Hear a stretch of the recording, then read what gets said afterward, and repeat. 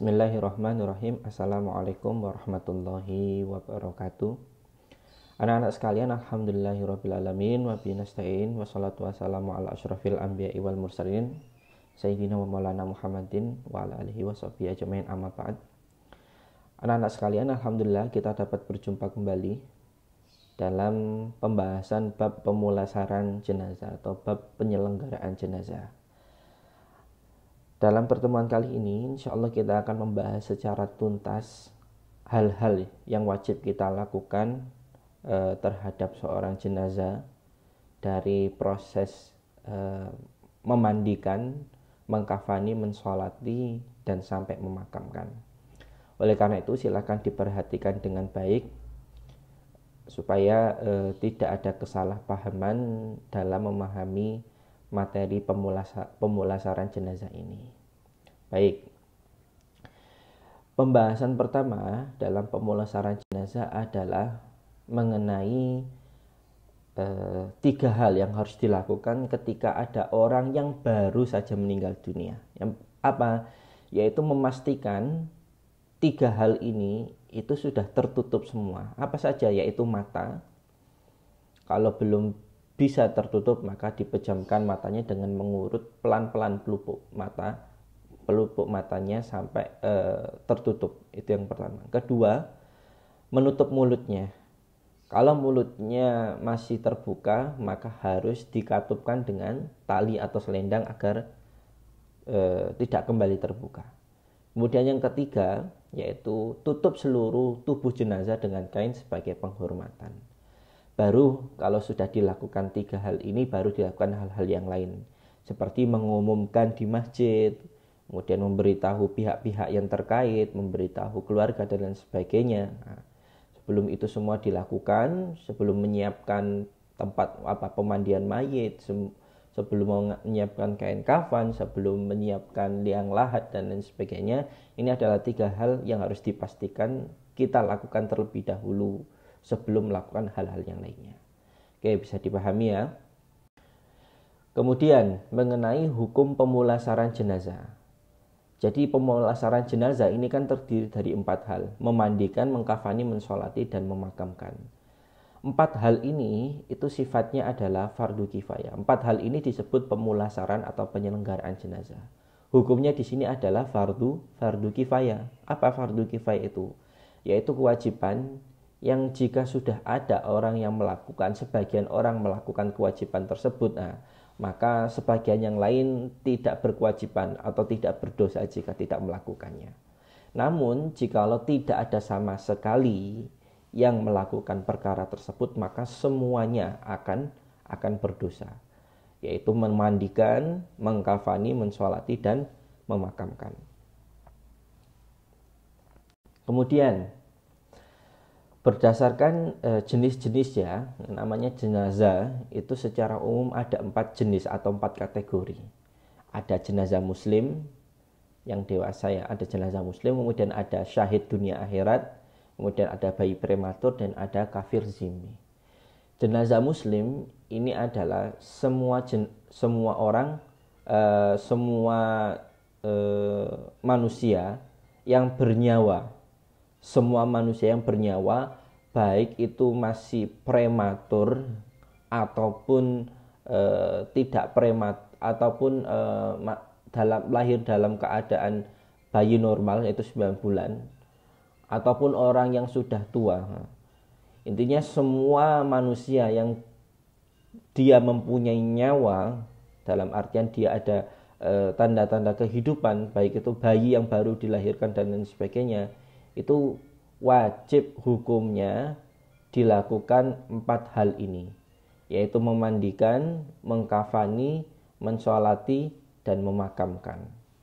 Dimandikan dulu, dikafani, dan disolati, dan ini adalah khusus bagi jenazah muslim, baik itu bayi ataupun dewasa. Itu adalah 4 hal ini wajib dilakukan terhadap jenazah tersebut. Kemudian yang kedua, syahid dunia akhirat. Syahid dunia akhirat ini adalah khusus bagi, yang dimaksud dengan syahid dunia akhirat adalah khusus mereka yang mati akibat berperang di jalan Allah. yaitu ketika terjadi peperangan dengan misalkan orang-orang kafir dan lain sebagainya, kemudian dia meninggal, maka dia disebut syahid dunia akhirat. Kewajibannya cuma dua, apa? Menyempurnakan kafan dan memakamkan, itu saja. Berarti ada dua hal yang kosong dari sini. Apa itu? Memandikan dan mensolati. Tidak perlu dimandikan dan tidak perlu disolati. Kemudian ada bayi prematur. Apa itu bayi prematur? Bayi prematur itu adalah bayi yang kurang dari 6 bulan. Bayi yang kurang dari 6 bulan itu disebut bayi prematur. Bayi kurang dari 6 bulan dalam kandungan seorang ibu ya, itu kok lahir, nah, itu disebut bayi prematur. Di sini ada 3 keadaan. Yang pertama, apabila bayi kurang dari 6 bulan kemudian lahir dalam keadaan hidup, nah, kemudian dia meninggal, nah, maka kewajiban yang harus dilakukan terhadap bayi tersebut sama seperti mayat muslim yang dewasa, dimandikan, dikafani, disolati, dan dimakamkan. Tapi apabila lahir dalam bentuk bayi yang sempurna, nah, lahir dalam keadaan bayi yang sempurna, artinya kurang dari 6 bulan, tetapi sudah lahir dalam keadaan bayi yang sempurna, punya tangan, punya kaki, tetapi kok tidak ada tanda-tanda kehidupan. Artinya ketika sudah dikeluarkan itu sudah tidak ada nyawanya gitu. Maka yang wajib dilakukan terhadap jenazah tersebut adalah semuanya kecuali namanya mensolati. Jadi cukup dimandikan, dikafani tanpa disolati dan langsung dimakamkan. Dan apabila belum berbentuk manusia, artinya bentuknya belum sempurna, belum ada tangannya, belum ada ininya, itu maka kewajiban terhadap bayi tersebut yang belum berbentuk manusia adalah tidak ada kewajiban apapun. Jadi ya, tetapi dianjurkan ya untuk dibungkus dengan sesuatu kemudian langsung dikuburkan begitu saja. Tapi tidak ada kewajiban secara umum, secara khusus mengkafani, tata caranya, kemudian memakamkan, tidak ada kewajiban seperti itu. Tapi dianjurkan ya dikafani, kemudian dimakamkan begitu saja. Itu sudah cukup. Kemudian bagi kafir zimmi, yaitu siapa itu kafir zimmi? Kafir zimmi itu orang yang non muslim, tetapi dia tidak memerangi kita, artinya kita hidup berdampingan dengan mereka seperti di Indonesia ini. Ada orang Hindu, ada orang Buddha, ada orang Nasrani, Kristen, dan lain sebagainya. Kewajiban kita terhadap jenazah tersebut, kita punya kewajiban. Apa kewajibannya, Pak? Dikafani dan dimakamkan, itu saja. Tanpa harus dimandikan, tanpa harus disolati. Tetapi jikalau mereka sudah ada yang mengurus dari agama mereka, ya sudah. Kita tidak perlu memaksakan diri untuk ikut terlibat, tidak perlu. Itu kalau sudah ada yang mengurus, maka cukup mereka yang mengurus. Tapi kalau tidak ada sama sekali, maka kita wajib mengkafani dan juga memakamkan. Kemudian ketentuan yang perlu diperhatikan dalam memandikan jenazah ini adalah hal pertama. Tadi kan ada memandikan, kemudian mensolati, kemudian memandikan, mengkafani, mensolati, baru memakamkan. Lah, hal yang paling pertama yaitu dimandikan dulu. Tetapi sebelum dimandikan ada hal-hal yang perlu diperhatikan di sini. Ada 3 hal. Yang pertama, mengenai orang yang memandikan. Orang yang memandikan harus sejenis. Lebih utama ahli warisnya dan dia adalah amanah, orangnya amanah. Harus sejenis ya, tidak boleh kalau tidak sejenis. Harus sejenis. Haram hukumnya kalau tidak sejenis. Harus sejenis. Kalau bisa lagi, lebih utamanya, afdolnya adalah ahli warisnya. Kalau laki-laki ya ahli warisnya, yang laki-laki itu siapa gitu kan. Kalau perempuan ya ahli warisnya perempuan itu siapa saja. Nah, itu yang harus dilakukan terhadap orang-orang yang perlu diperhatikan terhadap orang-orang yang memandikan. Kemudian yang kedua, tempat memandikannya. Ketentuannya apa? Harus tertutup. Dan kalau bisa wangi.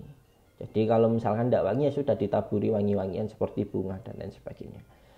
Kemudian etika ketika memandikan itu mayit itu harus dimandikan dalam keadaan tertutup semua anggota tubuhnya. Dari apa? Dari kepala sampai ujung kaki. Oleh karena itu supaya tertutup semua, terus kita bisa nyabuni ya, maka harus ada 2 orang yang memegang kainnya, dia berada di ujung kepala dan juga ujung kaki. Etikanya seperti itu. Tetapi kalau tidak bisa, ya cukup auratnya saja. Kalau kalau laki-laki berarti auratnya apa? Auratnya ya ini dari perut sampai dari pusar sampai lutut gitu. Kalau perempuan ya semuanya aurat kecuali apa? Kecuali telapak tangan dan muka. Tapi kalau memang tidak bisa Pak, ini tidak ada kain sama sekali untuk menutupi, ya sudah sebisanya. Kemudian selanjutnya bagi yang memandikan dianjurkan untuk memakai alat pelindung seperti masker, alas tangan, kemudian apa yang buat masak itu, yang seperti rompi, itu juga dipakai. Jadi harus menggunakan alat pelindung. Ini adalah beberapa ketentuan yang perlu diperhatikan sebelum membahas mengenai cara memandikan jenazah. Kalau ini sudah bisa diperhatikan dengan baik, maka kita akan langsung kepada cara memandikan jenazah. Anak-anak sekalian, kalian tidak usah pusing, tidak usah bingung dalam memandikan jenazah. Cukup kalian ingat 2 hal ini saja. Nanti dari 2 hal ini akan melahirkan cabang-cabangnya. Yang pertama apa, Pak? Jenazah, inti dalam memandikan jenazah itu ada 2. Yang pertama menghilangkan najisnya, dan yang kedua mengalirkan air ke seluruh tubuh jenazah. Itu ya, intinya cuma itu saja. Seperti kalian mandi wajib. Ya, jadi mandi wajib itu diantaranya diwajibkan kepada orang yang yang mimpi basah kalau laki-laki. Kalau perempuan yaitu haid. Kemudian orang iltiqaul khitanaini itu ketika seorang telah melakukan hubungan suami istri, itu wajib. Kemudian yang ketiga adalah orang yang maut, yaitu orang yang nyawanya diambil oleh Allah Subhanahu wa taala, itu wajib dimandikan. Nah, cara memandikannya juga hampir sama sebenarnya seperti orang yang hidup. Kalau kalian mandi itu gimana? Najisnya dihilangkan, airnya dialirkan seluruh. Itu sudah cukup, sudah sah. Intinya seperti itu. Tetapi memang ada beberapa ketentuan atau cara-cara atau anjuran-anjuran dalam memandikan jenazah yang perlu diperhatikan. Oke, intinya ada 2 hal ya. Menghilangkan najis yang ada di seluruh tubuh, dan yang kedua, kalau najisnya sudah hilang baru dialirkan air ke seluruh tubuh dari ujung rambut sampai ujung kaki. Dalam menghilangkan najis, yang perlu diperhatikan pertama kali adalah membersihkan najis-najis yang ringan-ringan dulu, atau kotoran-kotoran yang ringan dulu, yaitu yang letaknya ada di bagian-bagian yang terlihat seperti lubang mata, lubang hidung, kemudian gigi ya di mulut itu, kemudian lubang telinga, kemudian sela-sela ya, sela-sela ketiak dan lain sebagainya, kemudian bagian-bagian kaki misalkan. Nah, itu dulu yang dibersihkan.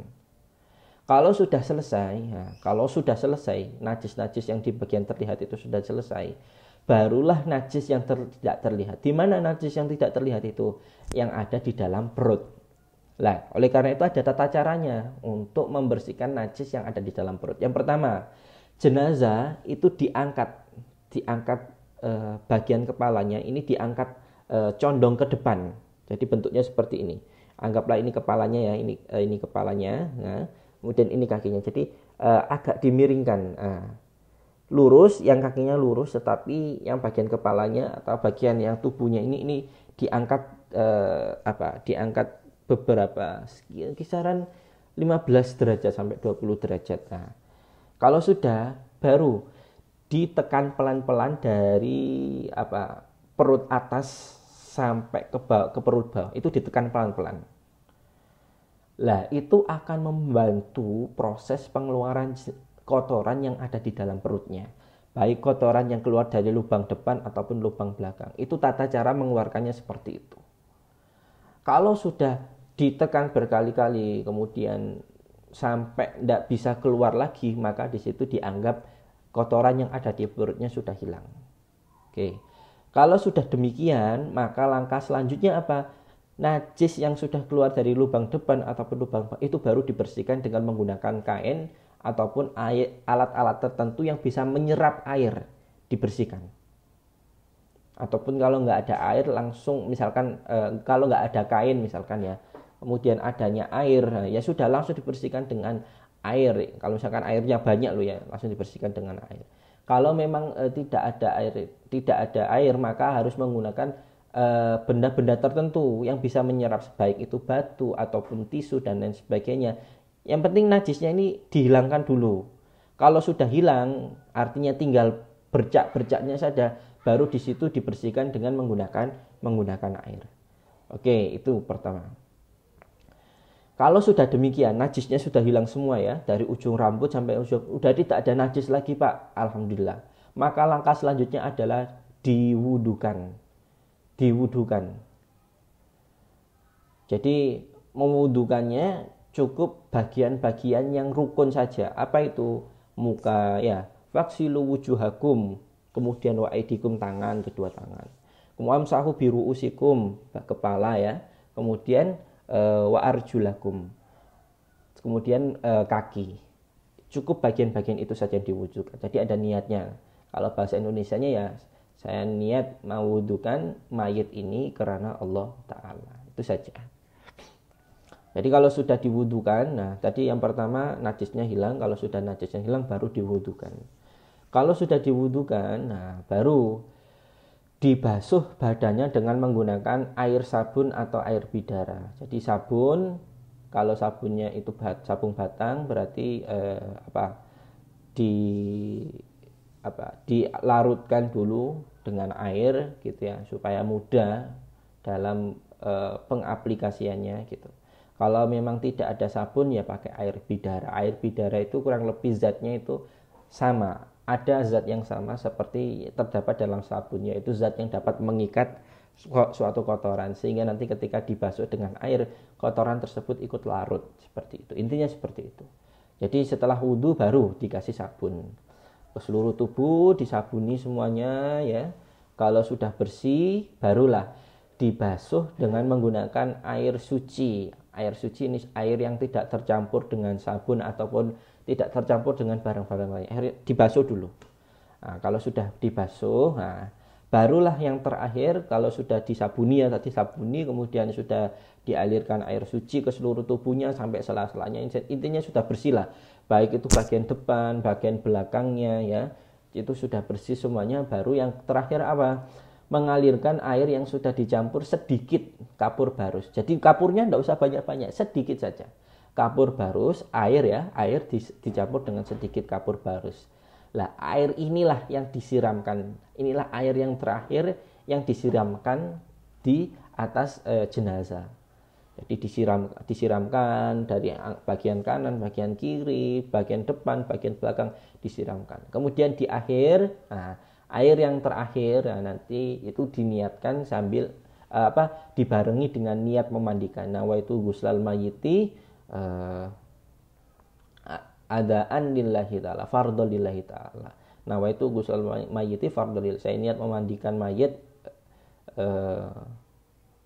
karena ini merupakan kewajiban dari Engkau ya Allah. Aku niatkan memandikan mayit ini karena apa? Nawaitu guslal mayyiti fardhu lillahi. Saya niat memandikan seorang jenazah atau seorang mayit lillahi ta'ala, karena Allah ta'ala. Intinya seperti itu. Yaitu menghilangkan najis dan mengalirkan air ke seluruh tubuh. Oke. Kalau proses ini sudah selesai, barulah dikeringkan menggunakan handuk ataupun kain-kain yang lain yang dapat menyerap air, dikeringkan. Kalau sudah kering, barulah dikafani.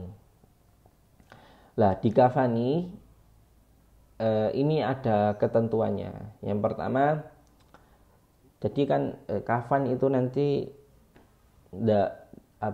ada urut, ketika kafan diletakkan di atas lantai itu ada urut-urutannya. Yang pertama yaitu talinya dulu pasti. Paling tidak ada tiga tali, bagian atas, bagian tengah, dan bagian bawah. Ada 3 tali, intinya seperti itu. Kemudian ada yang bilang 5 juga tidak apa-apa. Tapi minimal paling tidak ada tiga kali yang sudah disiapkan untuk mengikat bagian atas, bagian bawah, dan bagian tengah. Itu dulu dibentangkan di atas tikar, misalkan di atas tikar, baru dibentangkan di atasnya talinya dulu. Kalau sudah talinya selesai, barulah dibentangkan kain.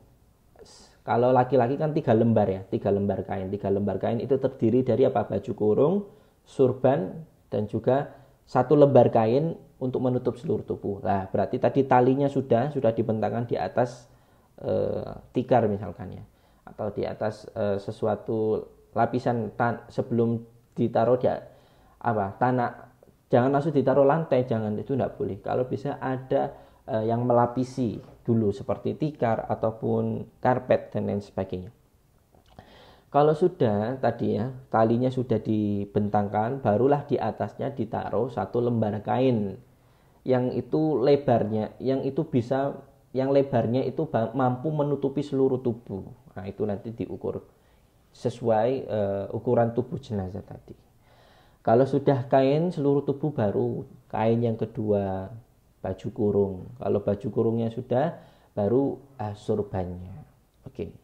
Ya sudah, kalau sudah kain itu sudah disiapkan, barulah jenazah diletakkan di atas itu. Itu kalau laki-laki. Kalau perempuan itu 5 lembar. Terdiri dari apa saja, Pak?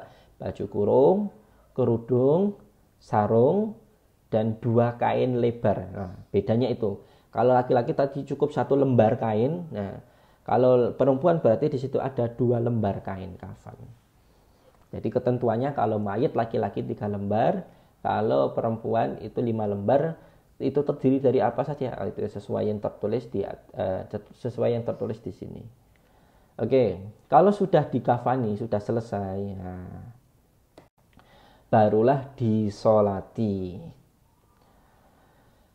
Sebelum disolati harus dipastikan dulu jenazah ini sudah dimandikan dan suci, tidak ada najis lagi di dalam tubuhnya. Kalau masih ada, misalkan ada, Pak, ini kok keluar kotoran, maka itu harus dibersihkan. Harus dibersihkan dulu.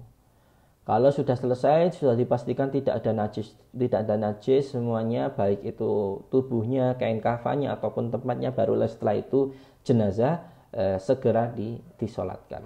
Oke. Adapun posisi orang yang sholat itu di belakang jenazah. Tidak ada ketentuan harus di kepala. Itu bagi jemaahnya loh ya, bagi makmumnya tidak ada ketentuan seperti itu. Yang ada ketentuan itu di kepala atau di bagian tengah itu hanyalah apabila imamnya itu yang mensolati itu cuma sendirian ataupun itu berlaku bagi imamnya. Jadi kalau jenazahnya laki-laki, maka letak imamnya di mana? Tepat di kepalanya. Kalau jenazahnya perempuan, maka posisinya di tengah-tengah. Lah, tengah-tengah tubuh itu bagian mana? Ya bagian pinggul itu. Bagian pinggul, bagian pantatnya itu, nah, itu bagian tengah-tengahnya. Jadi kalau misalkan perempuan, maka letaknya posisi imamnya ada di situ. Kemudian rukun sholat jenazah. Rukun ini artinya sesuatu yang wajib dilakukan ketika sholat jenazah. Kalau ini tidak dilakukan berarti sholat jenazahnya tidak sah. Apa? Niat. Usolli sholatal janazati arba'at takbiratin fardul kifayati makmuman lillahi. Kalau makmum, kalau imaman. Usolli fardul janazati atau usolli sholatal janazati ala hadzal mayyiti. Kalau laki jenazahnya lagi, kalau perempuan ala hadzil mayyitati. Kalau mau disebutkan namanya lebih utama lagi, enggak? Itu lebih ahsan, lebih baik. Yang paling utama adalah niatnya dulu. Kalau sudah niat baru berdiri. Yang mampu berdiri, yang nggak mampu ya sudah duduk saja. Kemudian takbir 4 kali. Jadi sholat jenazah itu dimulai dengan 4 takbir. Takbir yang pertama, setelah takbir yang pertama membaca surat apa? Surat Al-Fatihah. Kalau surat Al-Fatihah sudah selesai baru takbir lagi. Itu berarti takbir yang kedua. Takbir yang kedua isinya apa?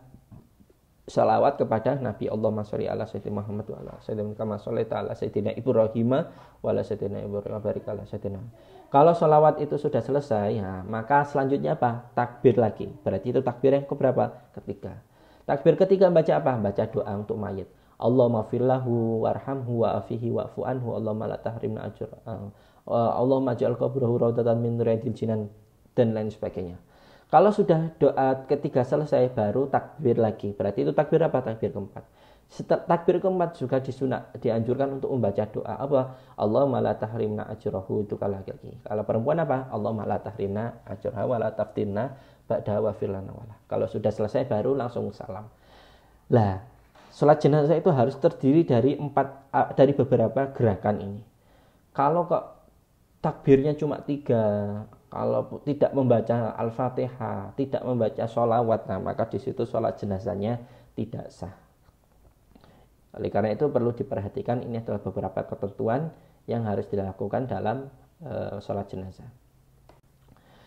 Kalau sudah selesai disolatkan, nah biasanya jenazah tidak langsung diangkat begitu saja, tidak. Tetapi bagi pemuka agama, mudinnya lah ibaratnya, kiainya atau ulamanya yang ada di situ ataupun dari keluarga korban, maka harus melakukan beberapa hal ini. Yang pertama, dimintakan maaf kepada hadirin yang hadir dulu. Jadi yang hadir di situ dimintakan maaf kepada mereka. Apabila semasa hidup jenazah pernah melakukan kesalahan, pernah melakukan keburukan, mohon dimaafkan kehilafannya. Itu yang pertama, meminta maafkan dulu. Kalau sudah, baru dibuat pemberitahuan. Kalau jenazah ini masih mempunyai hutang, gitu kan, diumumkan. Kalau jenazah masih ada hutang, masih ada perkara-perkara yang belum diselesaikan, silahkan untuk menagihnya ke ahli warisnya, untuk menyelesaikan permasalahan kepada ahli warisnya. Kemudian yang ketiga, disaksikan persaksian atas baik dan buruknya amal perbuatan mayit. Jadi biasanya mudinnya atau pemimpinnya itu bilang bahwasanya dimintai persaksian, yang hadir di situ mohon kesaksiannya. Kalau orang ini adalah orang yang baik, bukan orang yang buruk. Itu sangat penting sekali. Kemudian setelahnya baru dikasih mau'idhah hasanah sedikit mengenai kematian, mengenai anjuran dalam berbuat kebaikan dan lain sebagainya berkenaan dengan kejadian ketika itu. Kalau sudah, barulah diangkat jenazahnya, dibawa jenazahnya ke pemakaman. Oke. Kemudian ketentuan yang kubur yang pertama harus menghadap kiblat. Menghadap kiblat berarti kakinya letaknya di mana? Di selatan ya, kakinya letaknya kakinya letaknya di utara, kemudian kepala letaknya di selatan. Itu yang pertama, menghadap kiblat. Kemudian panjangnya itu adalah berarti panjang kuburannya berarti itu diukur berapa panjang tubuhnya, kemudian ditambah setengah meter. Jadi misalkan panjang tubuhnya 160, ya sudah ditambahi lagi setengah meter.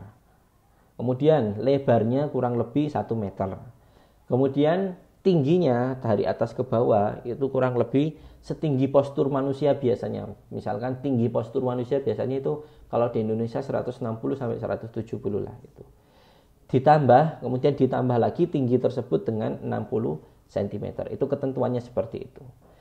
Lah, liang jenis-jenis kuburan itu ada 3. Ada liang syak, ada liang lahat, dan ada liang biasa. Liang lahat, apa itu yang pertama liang syak dulu ya, ini kalian perhatikan. Di sini ada liang syak. Syak itu di buku juga sudah ada penjelasannya. Liang syak itu adalah kuburan yang digali di tanah yang ibaratnya gembur atau tanahnya ini tidak mudah untuk digali. Artinya kalau ada galian dikit itu tanahnya akan cepat ambrol lah. Itu maka disebut tanah yang gembur ya. Maka kuburannya itu juga berbeda. Bentuknya adalah seperti ini. Jadi dibuat kotaknya dulu ya, sesuai ketentuan tadi. Lah kemudian di tengah-tengahnya itu digali lagi sesuai dengan ukuran samping tubuh jenazahnya itu kurang lebih biasanya berapa meter itu kalau kurang lebih berapa senti itu kurang lebih 10 sampai 10 sampai 20 cm. Itu nanti di tengahnya digali lagi. Itu namanya liang syak. Jadi lubangnya itu di tengah, tidak di pinggir. Kalau di pinggir itu nanti ambrol tanahnya. Ini disebut liang syak. Ini khusus bagi tanah yang memang gembur ataupun susah untuk dibikinkan lubang di sampingnya. Ini namanya liang syak. Yang kedua ada liang lahat. Liang lahat itu lubangnya tidak di tengah-tengah, tetapi di pinggir. Nah, seperti ini. Di sebelah baratnya. Ini digali di sininya. Ini khusus bagi kuburan yang memang tanahnya itu bagus. Dalam artian tanahnya bagus, ini tidak cepat ambrol. Kalau dibuat lubang seperti ini maka dianjurkan memakai seperti ini. Adapun tanah yang memang di situ misalkan sering terjadi banjir, dalam artian tanahnya itu basah, banyak airnya, maka cukup seperti ini saja. Nanti di sini menggunakan peti, dikuburkan menggunakan peti dan sebagainya yang bisa menampung jenazahnya itu. Oke, ini adalah 3 jenis liang kubur yang perlu kalian ketahui. Kemudian proses pemakaman. Setelah jenazah sampai di tempat pemakaman, keranda diletakkan di arah posisi kaki mayat. Berarti kakinya mayat itu berada di selatan ya. Maaf tadi saya salah menjelaskan. Kakinya arahnya di selatan, ya, kemudian kepalanya berada di utara. Jangan kebalik. Kakinya berada di selatan, kepalanya berada di utara. Itu. Jadi kalau sudah sampai, maka jenazahnya ditaruh di samping kuburannya. Letaknya bagaimana? Kakinya di selatan, kepalanya di utara. Kemudian setelah itu jenazah diturunkan perlahan-lahan ke liang kuburnya. Dimulai dari kepalanya, lalu diangkat dalam posisi agak miring ya. Kemudian sambil menghadap ke kiblat. Di bawahnya pastinya sudah harus ada orang, 3 atau 4 orang yang bertugas memegang bagian kepala, bagian tengah, kemudian bagian kaki dan lain. Kalau sudah, barulah orang yang menerima jenazah itu disunahkan membaca doa. Apa doanya? Allahumma ftah abwaaba samaa'i li zawjihi wa akrim manzilahu wa wasi'lahu fi qabrihi. Kemudian bagi orang yang kalau sudah diterima ya, kemudian setelahnya langsung diletakkannya itu menghadap ke arah kiblat, berarti tangannya itu yang di bawah, tangan kanannya itu yang di bawah, kakinya menghadap ke selatan, kepalanya menghadap ke utara sambil dimiringkan menghadap kiblat seperti itu. Nah, ketika meletakkan dianjurkan membaca doa apa? Bismillahi ala millati rasulillahi sallallahu alaihi wasallam. Kemudian jenazah diletakkan pada tempat tersebut dasar makam seperti tadi ya. Kalau jenazahnya itu menggunakan liang syak, maka langsung ditaruh tengah-tengahnya, menghadapnya semuanya ke kiblat, berarti tangan kanannya yang di bawah. Kalau jenazahnya letaknya di liang lahat, maka langsung dipinggirkan ke liang lahat yang sudah digali tadi, seperti itu. Setelah itu dipastikan wajah jenazah itu terbuka. Jadi jangan sampai tertutup, terbuka. Dan kalau bisa pipinya ini menempel dan menyentuh di atas sana. Jadi kalau sudah semua tali-talinya dipastikan terbuka, tali kaki yang mengikat bagian bawah, bagian tengah, bagian atas itu semuanya diusahakan terbuka kalau sudah diletakkan tadi. Kemudian setelahnya dilakukan azan dan iqomah di dalam kubur. Kalau sudah barulah ditimbun bagian kalau bagian yang bawahnya dulu tadi, lubang bawahnya tadi ditutupi dengan kayu ya, dengan batu. Kalau sudah baru ditimbun.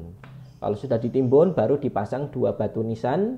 Kemudian kalau sudah setelah itu barulah ditabur bunga, dianjurkan disunahkan menabur bunga, minyak wangi, menyiram air ya, dan juga mendoakan jenazah. Ini adalah proses dalam pemakaman yang perlu kita ketahui bersama anak-anak sekalian. Baik, saya kira cukup jelas.